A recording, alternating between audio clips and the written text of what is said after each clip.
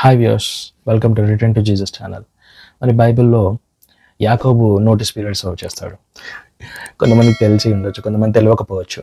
Notice period అంటే మరి corporate ఫీల్డ్స్లో కంపెనీలో పనిచేసే వారికి తెలుసు. మనం రాజీనామా ఇచ్చిన తర్వాత వెంటనే వాళ్ళు మనల్ని వదలరనమాట. ఒక 2 నెలలు 3 నెలలు మన చేత పని చేయించుకుంటారు. అయితే మరి బైబిల్లో కూడా యాకోబు అనే వ్యక్తి, మరి భక్తుడు, తన మామ లాబాను అతన్ని మరి మోసం చేసి 14 ఏళ్ళు అతనితో మరి కాంట్రాక్ట్ పెట్టుకొని, నా పిల్లల్ని నీకు ఇచ్చి పెళ్లి చేయాలంటే కనుక నువ్వు ఇన్ని ఏళ్ళు పని చేయాలని చెప్పి అతనితో పని చేపించి, అయితే తర్వాత ఆ 14 ఏళ్ళు అయిపోయిన తర్వాత యాకోబు నేను రెసిగ్నేషన్ ఇచ్చేస్తున్నాను అంటాడు. అంటే నేను వెళ్ళిపోతాను నా సొంత ఊరికి అని అన్నప్పుడు అతను మరి ఇంతకుముందు శకునం చూసి అనుకుంటాడంట, నేను ఇంత గొప్పగా ఆశీర్వదపడుతున్నాను, దానికి రీజన్ ఏంటని మరి ఒక శకునం చూసేవాడిని పిలిపించినప్పుడు అతను అంటాడంట, నీ ఇంట్లో ఒక అతను ఉన్నాడు, అతను రావడం వల్ల దేవుని ఆశీర్వాదం నీ మీద ఉంది అని. అయితే మరి ఎప్పుడైతే మరి లాబాను అది వింటాడో, నేను వెళ్ళిపోతున్నానని చెప్పేసి యాకోబుని మరి రిటైన్ చేయడానికి ట్రై చేస్తాడు. అంటే మళ్ళీ తీసుకోవడానికి, ఎందుకు, నీకేం కావాలి చెప్పు నేను ఇస్తాను, మరి నీకు ఇంకెక్కువ మందలు కావాలి, ఇంకెక్కువ కావాలని చెప్పు నేను ఇస్తాను అన్నప్పుడు యాకోబు అంటాడు, లేదు నేను తీసుకునే ప్రసక్తే లేదు, రెసిగ్నేషన్ బ్యాక్. అందుకని ఏమంటాడంటే, నీకు నాకు 1 డే ట్రావెల్ డిఫరెన్స్ ఉండాలి, నీకు నాకు మరి నీ మందకి నా మందకి ఇంత లాంగ్ డిస్టెన్స్ ఉండాలి, 1 డే ట్రావెల్ అంతా, అప్పుడైతేనే నేను కొంచెం నాకు నేను సంపాదించుకుంటాను అని చెప్పేసి అని అంటాడు. ఇది ఏమైపోతుందంటే, అప్పటి వరకు మరి ఆశీర్వదింపబడ్డ లాబాను ఎప్పుడైతే మరి యాకోబు వెళ్ళి మరి తనకు తాను మరి మందల్ని పెంచుకుంటున్నప్పుడు ఏమైపోతుందంటే, యాకోబు యొక్క మందలు లాబాను మందల కంటే పెరిగిపోతాయి, ఇంకా గొప్పగా ఆశీర్వదింపబడతాడు. 14 ఏళ్ళు సర్వ్ చేసిన అతను మళ్ళీ తిరిగి ఇక్కడికి వచ్చిన కొద్దిపాటి రోజుల్లోనే మరి ఇంకా గొప్పగా ఆశీర్వదింపబడతాడు. బైబిల్లో ఒక మాట ఉంటుంది అతని గురించి, ఆ ప్రకారం ఆ మనుష్యుడు అత్యధికముగా అభివృద్ధి పొంది విస్తారమైన మందలు, దాసులు, ఒంటెలు, గాడిదలు గలవాడాయను. హల్లెలూయా.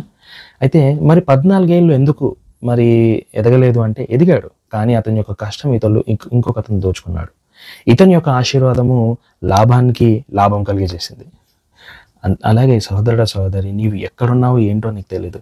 కొన్నిసార్లు నువ్వు అనుకుంటున్నావు నీ జీవితంలో ఆశీర్వాదం లేదని చెప్పేసి, కానీ నువ్వున్నందుకు నీ వల్ల ఆ కుటుంబం ఆశీర్వదింపబడుతుంది, నువ్వున్నందుకు ఆ కంపెనీ ఆశీర్వదింపబడుతుంది. హల్లెలూయా. నీ యొక్క ఆశీర్వాదము మరి ఇతరులకు ఆశీర్వాదకరంగా ఉంటుంది.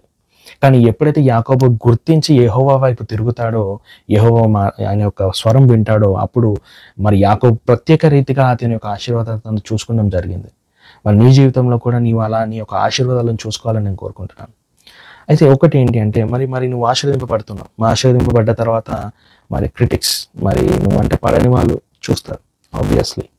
మరి అప్పుడు ఏం జరుగుతుందంటే, ఇక్కడ ఒకటి జరుగుతుంది ఏంటి అంటే, లాబాను కుమారులు మన తండ్రికి కలిగినది యావత్తును యాకోబు తీసుకొని మన తండ్రికి కలిగిన దాని వలన ఈ యావదాస్తి సంపాదించనని చెప్పుకొని నా మాటలు యాకోబు వినడు.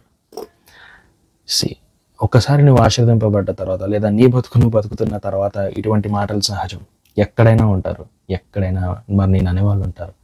సహోదరి, నీ యొక్క యుద్ధము వీళ్ళని ఆపడం కాదు, నీ యొక్క యుద్ధము మరి దేవుని యందు కేంద్రీకరించడం, ఇంకా గొప్పగా ఆశీర్వదింపబడ్డము. హల్లెలూయా.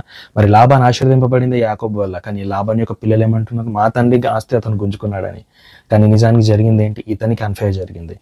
కొన్నిసార్లు ఏంటంటే మన జీవితంలో మనని హర్ట్ చేసినప్పటికీ కూడా people think that we hurt them, so don't ever hurt them back. మళ్ళీ తిరిగి వాళ్ళని హర్ట్ చేయకుండా నీవు యెహోవాని కేంద్రీకరించినవా, ఈ దేవుడు ఇంకా గొప్పగా నిన్ను ఆశీర్వదిస్తాడంట. ఎందుకంటే మనం ప్రేమించడానికి పిలువబడ్డ వాళ్ళం, కానీ హర్ట్ చేయడానికి పిలువబడ్డ వాళ్ళం కాదు. So always remember, we are called to be a blessing, not to curse them. మరి ఆశీర్వదింపబడి ఆశీర్వదకరంగా ఉండడానికి పిలువబడ్డామే తప్ప శాపగ్రస్తులుగా ఉండడానికి పిలువబడలేదు. So always love them and bless them. Hallelujah.